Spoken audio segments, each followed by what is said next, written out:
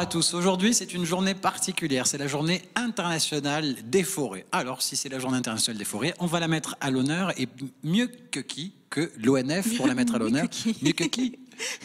Oui, j'aime bien ces petites formules. Mieux que qui? Mieux que qui donc? Mieux que qui donc? Mieux que qui donc? Ben voilà, donc Hervé Maître, bonjour.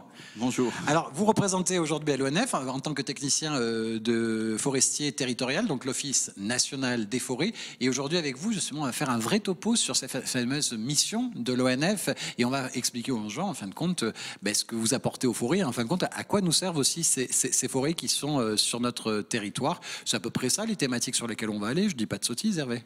Tout à fait. On est encore un métier parfois méconnu du public, donc on va essayer d'expliquer un peu mieux nos fonctions. Voilà, donc c'est l'occasion pour cette journée internationale des forêts et donc Morgane qui l'a fait un peu, elle est toujours dans une forêt, Morgane, non? Toujours. Et d'ailleurs, vu que Franck Gualco va venir nous voir et que c'est le spécialiste à chaque fois de la nature et des randonnées, j'avais trouvé un livre pour lui faire plaisir sur les randonnées varoises, puisqu'aujourd'hui, finalement, il va nous parler coïncidence d'autres choses. Alors, on parlera littérature. Alors, il y a un vrai livre et il y a ce guide. Et puis, on parlera aussi... on ira en boîte. Ouais. En boîte? En boîte. Ouh, ça va en musique ou pas? Ah bah, ce sera festif. Ambiance un peu space, un peu d'espace. Oui, très bien. Impatient. Et tu le disais aujourd'hui avec Franck Gualco, qu'on recevra tout à l'heure, on part vraiment sur les sports mécaniques dans le Var et on va faire vraiment un tour de différents circuits, des activités mécaniques. Tu lui rends hommage et il change de domaine. Et écoute, en tout cas, moi, ce genre de bouquin, ça pourrait m'intéresser. D'accord. Très bien. Bon, parfait. Vous voyez, comme ça, j'ai fait un petit appel à... il fait sa liste de courses. Les sentiers de randonnée, on ne sait jamais. Si jamais je peux récupérer un livre au passage. Et Hervé, voilà, on le disait, Hervé Maître, donc technicien forestier territorial. Donc c'est-à-dire que vous travaillez pour un organisme public qui est l'ONF. Et donc ce service public qui est l'ONF a de vraies missions, mais qui ont évolué dans le temps. Ça n'a pas toujours été les mêmes, ces missions de l'ONF. Oui, ces missions ont évolué au fil des siècles. Les premières notions des eaux et forêts remontent au début du XIIIe siècle, en 1200 et des poussières. Et puis, il fallait vraiment protéger les forêts qui étaient surexploitées, surpâturées, du défrichement pour développer l'agriculture. C'est vrai qu'au départ, la forêt ne servait qu'à produire du bois. Et puis, petit à petit, des nouvelles notions sont apparues. La protection de l'environnement, l'accueil du public, la préservation d'arbres remarquables, des notions de paysage. Donc tout ça a évolué au fil des siècles et est pris en compte au quotidien dans notre gestion. Alors, vous parlez justement de l'aspect esthétique aussi des forêts. C'est-à-dire que vous, l'ONF, vous allez vous adapter aussi à chaque territoire. C'est-à-dire que chaque région, chaque département a finalement une attente, le public a une attente différente. Et ici, dans le Var, justement, et dans la région PACA, on a cette attente justement de cet aspect esthétique, justement, où la forêt fait partie du décor et où elle valorise le décor. Dans notre région, elle garde toujours et encore juste un aspect, production de bois, point, sans avoir de soucis, entre guillemets, esthétiques et de valorisation. Et vous l'avez dit, c'est-à-dire qu'avant, il y avait certaines attentes de la forêt. Elles ont évolué. Et aujourd'hui, quelles sont les attentes ici dans le Var? Vous avez dit esthétique, je l'ai entendu, et puis il y a eu d'autres choses. Ici, dans le Var, on a de vraies attentes, alors, le public. Alors, une des spécificités de la forêt française, c'était que sa gestion, elle est multifonctionnelle. Donc, en même temps, on va produire du bois pour alimenter la filière bois et fournir les besoins de la société en meubles, en bois de chauffage, en bois d'industrie. Ensuite, une autre fonction, ça va être de préserver l'environnement. En forêt, c'est là où on va trouver le plus de biodiversité. Une autre de ces fonctions, c'est l'accueil du public. Et à travers l'accueil du public, la préservation du paysage, les ressources en eau, et aussi la protection. La forêt a aussi un rôle de protection contre les risques naturels, avalanches, glissements de terrain, les problématiques des feux de forêt. Et ces 4 objectifs ont un poids différent selon la région, selon le département. Il y a des régions plus forestières, notamment l'est de la France, c'est très connu. Et en région méditerranéenne, la problématique production est plus faible et on met plus l'accent sur l'accueil du public, la préservation du paysage. Là, on voit là, le fameux film en question, c'est-à-dire qu'il y a ce souci justement de devoir, c'est-à-dire vous allez vraiment planter des arbres tout au long du cycle de la forêt, vous allez en abattre certains avec toujours des objectifs bien précis. Ces fameuses 4 missions sur lesquelles on pourrait faire un zoom sur celle qui est peut-être une des missions sur lesquelles vous voulez faire un zoom qui est assez clé et expliquer aux gens notamment. Bon, moi, j'essaye de faire les 4 fonctions en même temps. Parce que mettre un territoire sous cloche, on va peut-être mettre en péril sa régénération. Donc on peut très bien sur une même forêt avoir les 4 fonctions. Donc avoir une répartition où on va faire de la sylviculture dans une partie de la forêt, d'autres endroits où nous on va dire qu'on va la laisser en évolution naturelle parce qu'il va falloir protéger sa biodiversité, donc il n'y aura pas d'intervention humaine, d'autres parties de la forêt où on va développer l'accueil du public, mettre en place des parkings, des parcours VTT, des sentiers de randonnée, des parcours sportifs, et des endroits où on va faire de la protection du paysage ou de la protection contre des chutes de blocs, donc là on interdira aussi la présence humaine. Donc en fait, il ne faut pas penser à un seul objectif dans une seule forêt. C'est vraiment la notion aujourd'hui de gestion forestière, elle englobe tous les paramètres au service de cette société. C'est-à-dire que tous les paramètres derrière, comme vous le disiez, de la prévention, de la protection de forêt, c'est-à-dire que pareil, par rapport à l'usage de certains sentiers ou de certaines forêts, voilà, il faut comprendre que la préservation, c'est pas forcément de déchets, c'est pas forcément de quad, de motos, etc., parce que ça a de vraies conséquences, ça en fait partie de certains points. Et au-delà de ça, c'est-à-dire que vous avez vraiment cette mission au quotidien, en vous baladant et en vous promenant aussi, de prévenir par ce genre de choses, mais au-delà de ça, c'est-à-dire que vous avez des actions, comme vous le disiez, c'est-à-dire couper des arbres, élaguer et replanter aussi, ce sont des missions qui vont beaucoup plus loin, avec une forêt peut-être qui a aussi cette forêt d'avenir que vous êtes en train de préparer aussi. Oui, donc nous on a un peu la Bible du forestier, c'est le plan d'aménagement forestier. Donc c'est un document où, après une phase d'analyse du milieu naturel et des besoins économiques et sociaux, on va définir des objectifs qu'on va proposer aux propriétaires gestionnaires de la forêt. Nous, on n'est que le conseil du propriétaire, la collectivité publique. Et une fois que ces objectifs vont être décidés tous en commun, on va décliner les actions à entreprendre, aussi bien en travaux qu'en éclaircies. Et donc après, notre rôle au quotidien, c'est de mettre en œuvre les actions qui ont été retenues sur, généralement, on travaille sur une durée de 20 ans. Cette fameuse durée de 20 ans, aujourd'hui, c'est-à-dire que vous êtes présent ici, mais vous travaillez sur le secteur, je crois, Ouest-Var, si je ne dis pas de sottises. Et dans l'Ouest-Var, par exemple, vous, actuellement, vous travaillez, pareil, toujours sur ces 4 missions, mais là, sur ces fameux objectifs pour dans 20 ans, c'est-à-dire ils ont été fixés récemment ou pas?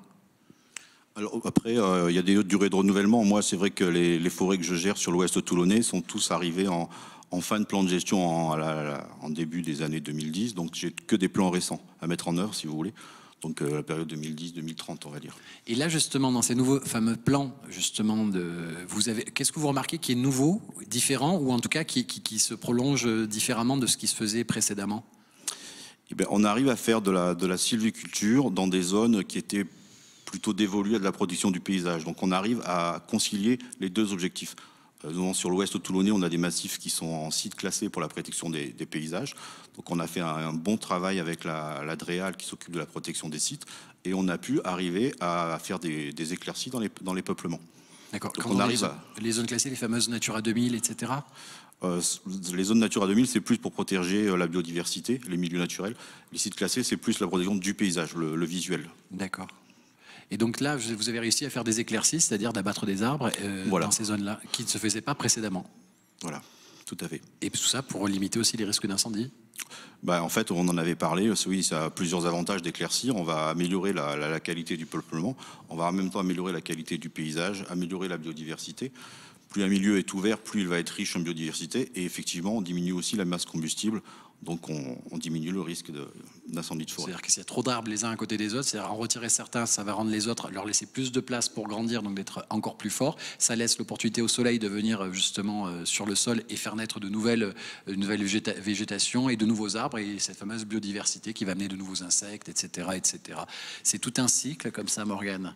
Un cycle nature, et justement, puisque tu as une thématique autour de la nature spéciale Franck Gualco, on va accueillir Franck pour sa chronique Aventure et découverte Var, et puis en même temps, tu vas nous faire un petit zoom sur certains ouvrages alors. Oui, mais il me contrarie. T'as vu? Pourtant, j'étais partie dans de bonnes dispositions. Je me suis dit, ça y est, je vais commencer à marcher. On peut faire des photos, par exemple, quand on part en balade comme ça dans son terre varoise. Alors là, c'est le Var-Ouest, tu vois. Pour une fois, en plus, j'ai été sympa. J'ai pas choisi le Var-Est et le Pays de Fayence. Non, je suis venue par ici. Voilà. Donc, c'est le dernier ouvrage de Jean-Michel Pouy, Les plus belles randonnées Var, Var-Ouest, Maure, Estérel. Et bien sûr, il y en avait un premier qui était un peu plus à l'est, donc un peu plus de par chez moi. Et y a-t-il des cow-boys ou pas? Alors, je ne les ai pas trouvés, en tout cas pas sur les photos. Je n'ai pas encore fait toutes les randonnées. J'ai beaucoup entendu dire que dans le Var-Ouest, il y avait beaucoup de cow-boys. Dans le Var-Ouest, bien sûr. Bien sûr, bien sûr. Mais je ne les ai pas encore vus. Alors, écoute, je t'invite à faire toutes les randonnées. pour les rechercher. Très bien. Alors c'est un petit guide, ça coûte 15 € à peine, c'est aux éditions Glénat. Donc je le disais, c'est de Jean-Michel Pouy. On a 37 randonnées à pied, donc il y en a prévoit un petit moment hein, quand même pour toutes les faire. Et on en a 3 qui se font en kayak en mer ou en paddle. Donc 143 pages, on voit les itinéraires, les difficultés, le dénivelé, etc., etc. On a une carte pour chaque rando, on a des conseils également pour l'équipement, on a même un petit glossaire à l'intérieur. Je vois qu'il t'intéresse de plus en plus. Quelle nous fais la édition petite, l'ouvrage? Glénat. Glénat, pardon. Voilà. Et donc, c'est regroupé par région. Donc, on a le Var Ouest, on a le massif des Maures, le massif de l'Estérel. Et puis, on a les 3 petites randonnées maritimes. Voilà. Je sens qu'il te plaît, celui-là. Mais ça pourrait être peut-être plus utile à Franck qu'à moi, avec toutes les randonnées qu'il fait avec Aventure et Découverte Var. Donc, oui, mais à tous les coups, il les connaît toutes. Ah, ouais, je pense qu'on a toujours à découvrir. Mais c'est avec plaisir que je vois que tu t'intéresses maintenant à je la randonnée. m'intéresse. Maintenant, elle s'intéresse à la randonnée. Et pas seulement, parce qu'elle a d'autres Parce qu'il y a des belles ouvrages. photos aussi. Il y a de très belles photos. Alors, on va d'abord commencer par la photo. Il y en a un autre. Alors ça, j'y reviendrai vendredi, mais vu qu'il faut annoncer à chaque fois 3 ouvrages, eh ben, en voilà 3. Le roi recrute, texte et illustration de Barbara Formosa. Et ça, c'est aux éditions Verte Plume. Donc, on parlera à la fois de l'édition et de l'ouvrage. Et Philippe, de quel côté je vais? Par là. Voilà, je cherche encore. bientôt 1 an plus tard, je comprends. Le roi recrute, c'est pour les enfants, je suppose. Alors, eh bien, tu fais bien de poser la question, parce que pas seulement, parce que qui lit souvent les ouvrages aux enfants? Les parents. Les parents. Et donc, tu verras que c'est un petit livre qui nous propose des défis. Et j'en aurai pour toi, donc, vendredi. Prépare-toi. Oh, vivement vendredi. Vivement vendredi. Et donc, le 3e, c'est un roman. Donc là, 725 pages, ça pèse. C'est Jennifer Richard qui l'a écrit. Et le titre, c'est « Il est à toi, ce beau pays ». Donc, Jennifer Richard est un auteur, mais pas seulement. Elle est également documentaliste pour France Télévisions. Donc elle a déjà publié 3 romans avant celui-ci et elle s'intéresse cette fois-ci, donc c'est très très documenté, c'est ça qui est très intéressant, c'est à la fois un roman mais à la fois quelque chose de très intelligent où on va apprendre toute une partie de notre histoire à tous, c'est-à-dire qu'on va se balader de la période de 1873 à 1916 et toute cette période, on va la redécouvrir sous l'angle de l'Occident colonialiste et de sa ruée vers l'Afrique, mais aussi le début de la ségrégation aux États-Unis. Donc on a plein d'histoires. On a par exemple un pygmée qui était natif du Congo qui suicide aux États-Unis en 1916. Donc on va tenter de savoir pour quelles raisons.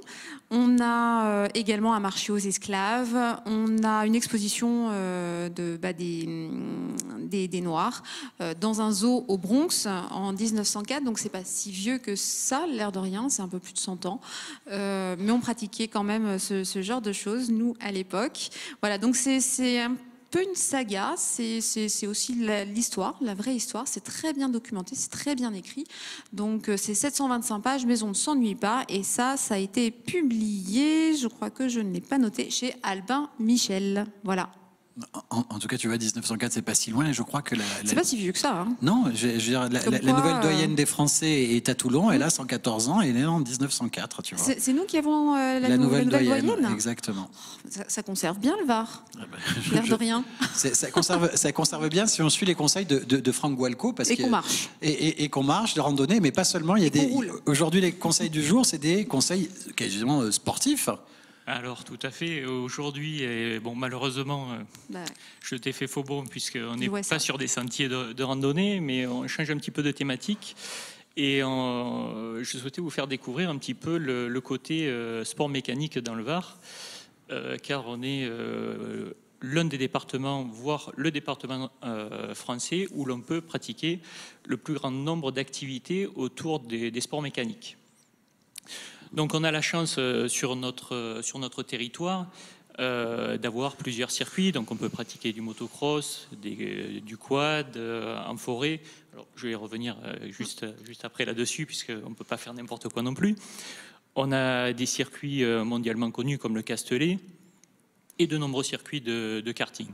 Donc pour revenir sur les activités, on va dire plutôt motocross, quad, je tenais à préciser, et vous me connaissez un petit peu maintenant, j'ai plutôt le souci de la nature. Voilà, j'ai plutôt le souci de la nature, mon côté un petit peu environnement fait que je suis obligé quand même de préciser qu'on ne peut pas faire tout et n'importe quoi, et tu l'as dit il y a quelques minutes. Les pratiques de sport motocross ou quad, comme on peut voir souvent en colline, on peut les pratiquer, mais sur des circuits ou sur des pistes privées. Donc, si on sort de cette optique-là, il y a des agents, comme les agents de l'ONF, qui vont vous verbaliser. Et à juste titre, on ne peut pas dégrader la nature en faisant n'importe quoi. Donc, et l'amende est plutôt salée, puisque sous votre couvert, je crois que c'est 135 €.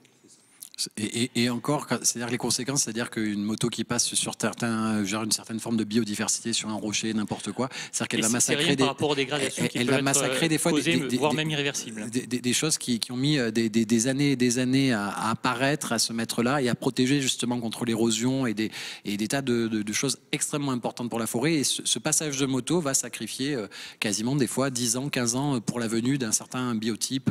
C'est ça, exactement. Donc pratiquer les sports mécaniques, c'est une chose, mais il faut le faire dans les règles. Alors là, les sports mécaniques, circuit Paul Ricard, 21 au 24 juin, il y a 3 jours de fête quasiment sport automobile. Mais c'est le grand retour. Tout le long de l'année, tu appelles ça, toi, on en parlait hors antenne, c'est quasiment les 7 merveilles du monde, parce qu'il y a 7 points importants et clés dans le département pour faire notamment du kart. Exactement. Donc pour s'initier, on va dire, au sport mécanique, c'est toujours plus pratique de commencer par du karting, donc des petits modèles qui sont faciles, on va dire, à apprivoiser. Et on a cette chance dans le département d'avoir 7 circuits. Qui ne sont pas les 7 merveilles du monde, il ne faut pas exagérer quand même, mais on a la chance d'avoir 7 circuits qui sont bien répartis dans le département, ce qui met en gros les Varois à moins de 40 km d'une piste de karting. Donc on en a sur Fréjus, le Luc, Brignoles, Hyères, Sifour et bien sûr le Castellet. Donc tous ces circuits permettent en fait de s'initier à ce sport mécanique qui est assez ludique, qui est vraiment ouvert à tous, puisqu'on peut piloter les kartings à partir de 6 ans. Donc il faut bien vérifier avant, donc appeler le circuit qu'il est en fait le karting adapté à cet âge-là, mais on peut piloter à partir de 6 ans.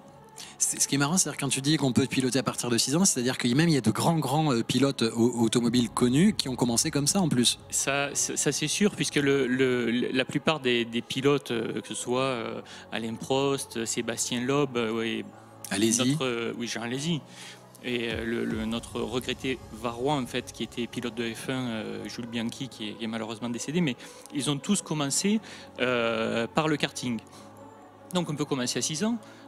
Après, la plupart des loueurs, en fait, ont des engins, en fait, des kartings où il faut mesurer au moins 1,50 m.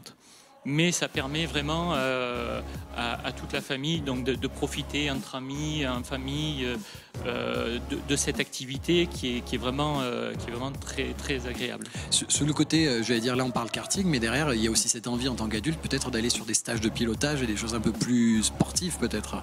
La plupart des circuits, oui, proposent ces stages de pilotage qui sont très formateurs, puisque comme beaucoup d'activités sportives, elle demande une certaine technicité, et c'est vrai que pour améliorer les performances, un petit stage de pilotage va apprendre beaucoup, et ce que ça va apprendre également sur le karting, on va pouvoir le reproduire sur de la conduite automobile. Je ne dis pas en course, mais certains réflexes en cas de glisse ou au freinage. Donc ce sont des réflexes qu'on peut utiliser par la suite sur une conduite d'automobile. Donc, et c'est vrai que si on commence jeune, on peut avoir de très bons réflexes assez rapidement quand après on va avoir à passer son permis de conduire. Bon, il faut faire minimum 1,50 m, c'est jeune, et minimum 1,50 m aussi, j'ai entendu. Voilà, 1,50 m pour la plupart en fait des circuits, donc ils ne proposent pas des machines pour les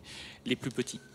J'ai une petite pensée pour la dame qu'on a vue tout à l'heure dehors, Hervé, qui elle peut faire justement, elle peut. Voilà.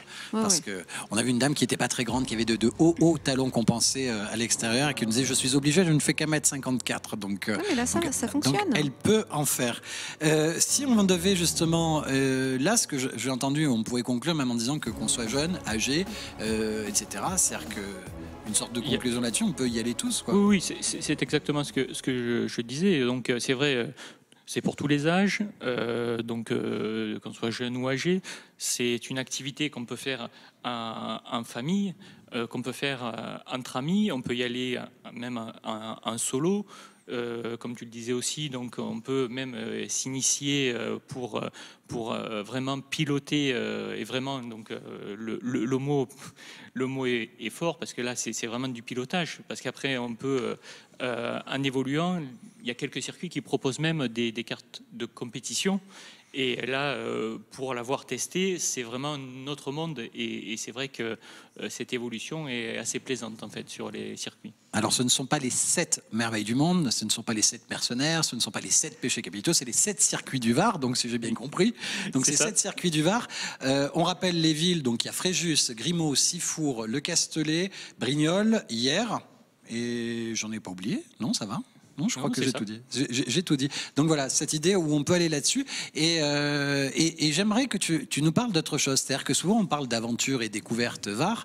Ça, c'est notamment l'association de laquelle tu t'occupes au quotidien, qui fait finalement découvrir tout ça au quotidien aux Varois. C'est-à-dire tout ce qui se passe sur le territoire, quasiment à 90%. Et il y a les fameux petits 10% qui sont là, où ces gens qui se rencontrent et qui découvrent justement entre le Var, tu leur proposes aussi des sorties qui vont les sortir du département et là, tu vas embarquer justement tout le monde au Puy du Fou, je crois. C'est ça, c'est tout à fait ça. Donc, en fait, l'association propose 1 à 2 fois par an une petite escapade.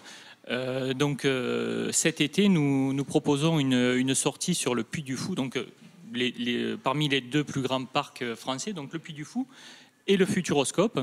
Donc l'idée aussi, c'est de tout prévoir dès le départ. On a des pick-up, comme on va dire, qui sont un petit peu répartis dans le département pour faciliter en fait l'accès à tous les Varois à cette sortie. Donc on va avoir un départ de Sanary, un départ de Flassan, un départ de Saint-Maximin. Donc c'est vraiment il y a 3 points de rendez-vous finalement. Peu importe l'endroit où on habite, on a toujours un point de départ qui est pas très loin de chez soi. Exactement. Donc c'est un petit peu ça. Donc ça évite les problèmes de stationnement aux aéroports, puisqu'en fait l'idée aussi c'est d'y aller en avion et pas passer des heures dans les bus. Donc c'est une petite escapade qu'on propose cet été sur 4 jours. Donc vous pouvez retrouver avec un petit peu plus de détails parce que c'est vrai que sur 4 jours il y a beaucoup d'activités, donc entre autres les fameuses Ciné-Scénie, qui est la plus grande scène d'Europe au niveau spectacle pendant ces 6 mois d'ouverture du parc où on a 1500 acteurs qui jouent en même temps et qui racontent un petit peu l'histoire de France. Voilà, donc j'oublie pas également pendant cette période aussi tous nos partenaires qui vont quand même continuer à proposer des sorties dans le département, que ce soit des sorties sportives et culturelles. Donc on a également, pour ceux qui vont rester chez nous, des activités qui seront proposées. Bon, après manière, c'est facile. On retient aventure-découverte-var.com, toujours aventure au pluriel, découverte au pluriel. Facile à retenir, de manière si on met aventure et découverte VAR, tout de suite on tombe rapidement dessus, on est bien référencé. Ça se passera donc du 12 au 15 juillet, ces escapades Puy du Fou et Futuroscope. Les deux sur 4 jours. Autant, ils sont pas très loin en fait, on le sait pas, mais en fait ils sont à 1h30 l'un de l'autre. Donc c'est assez pratique et du coup. Et c'est bien parce qu'en groupe là justement, il y a ce qui est prévu, c'est l'avion, c'est la demi-pension, c'est les trajets en bus sur place, etc. On se soucie de rien. On se soucie de rien et on est détendu. Non, ça c'est chouette de se soucier de rien. C'est bien ça. Est-ce que vous avez la chance des fois de vous soucier de rien, Hervé, dans votre boulot? Ah non, nous on réfléchit toujours à c'est ça le problème. En tout cas, voilà, les circuits, on y est parti dessus. Et aujourd'hui, je le disais, c'est la journée internationale des forêts. Et aujourd'hui, on reçoit donc l'ONF par votre intermédiaire, Hervé Maître, donc technicien forestier territorial, ONF, Office national des forêts, avec de belles missions, on le disait tout à l'heure. La sylviculture, c'est en fin de compte la découpe du bois. Ce bois qui va être coupé va être transformé dans le département aussi. Il est transformé soit dans le département pour ce qui est du bois énergie, les plaquettes forestières, sur Tarascon pour ce qui est de la pâte à papier, et après il y a d'autres menuiseries pour du bois de construction, des charpentes, et après il part aussi dans d'autres régions de France pour tout ce qui est l'ameublement et d'autres utilisations. Et c'est plutôt intéressant aussi de se servir de finalement de cette matière première pour les bois de chauffage, parce que notamment dans certaines écoles ou certains établissements publics, on se rend compte que de passer justement à la chauffe au bois, c'est une économie considérable par rapport aux autres moyens de chauffe, avec en plus un bienfait pour la forêt en plus. Donc c'est une excellente chose. Eh ben, non seulement ça permet de fournir des emplois à la filière bois française, c'est quand même 400 000 emplois en France, c'est plus important que l'industrie automobile. Donc notamment on maintient les emplois. C'était un petit pic pour le jeune homme d'à côté, c'est ça? Pas du tout, il a bien dit que sur les terrains autorisés, il pouvait faire des sports motorisés, donc c'est très bien. Donc plus que la voiture, que l'automobile en emploi, vous disiez? Oui, 400 000 emplois en France. Et l'ONF met sur le marché français 40 millions de mètres cubes de bois en moyenne par an. Voilà. Donc ça c'est vraiment en plus, c'est-à-dire qu'en plus d'être un service public important, je veux dire pour la préservation de l'environnement, derrière c'est aussi de la création d'emplois. C'est pas juste seulement ça aussi. C'est de la création de l'emploi et puis c'est fournir un matériau qui a un débouché important au niveau national. On entend ça, c'est-à-dire qu'on va peut-être se mettre à la sylviculture. Peut-être. Peut-être. Bah, peut-être. C'est pas sûr. Hein. Peut-être. C'est pas sûr. Alors, peut-être juste une petite parenthèse par rapport aux coupes de bois, justement. Là, je reviens sur la randonnée. Mais c'est vrai qu'on apprécie quand les agents de l'ONF surveillent les coupes. Donc là, on est toujours dans l'espace public ou les forêts soumises. Donc où il y a cet avantage aussi qu'ils surveillent et que le travail soit bien fait. Et quand je dis ça, c'est simplement que très souvent, dans la forêt privée, quand on a des coupes de bois, en fait, les chemins sont complètement défoncés, voire même les poteaux de balisage arrachés. Et donc c'est vrai que quand les coupes sont surveillées, on arrive à conserver, on a un état des lieux de fin de chantier qui est réalisé par l'ONF et qui permet en fait de conserver une piste, en fait, tout simplement pour pouvoir continuer à randonner. Et malheureusement, ce n'est pas le cas tout le temps. Donc on se retrouve souvent avec des chemins qui sont complètement bouchés ou complètement défoncés. Je pensais que vous alliez réagir peut-être, donc je préférais ne rien dire. Non, mais c'est vrai que nous, on fait un état des lieux avant-après.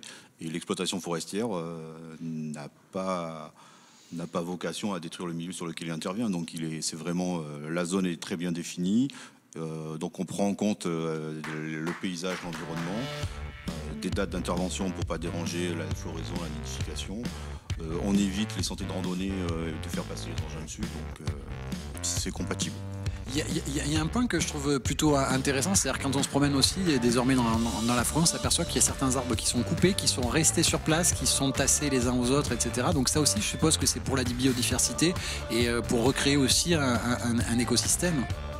Tout à fait, alors on laisse des arbres creux sur pied, debout, donc ça sert de nichoir aux oiseaux. Et on laisse aussi du bois mort par terre pour développer tout ce qui est et accueillir la faune liée à la décomposition du bois. Je ne sais pas si vous entendez la musique, Hervé. C'est pour nous dire, attention, maintenant c'est la fin. En tout cas, je ne sais pas si tu as vu, j'ai mis un joli t-shirt. Merci, je te trouve très bien habillé. Mais on en a parlé il n'y a pas très longtemps avec le Petit Français du Sud. Oui. Voilà, il suffit de regarder l'émission et on va savoir que ça, c'est une marque, je crois, varoise, puisqu'elle le dit, c'est marqué 83.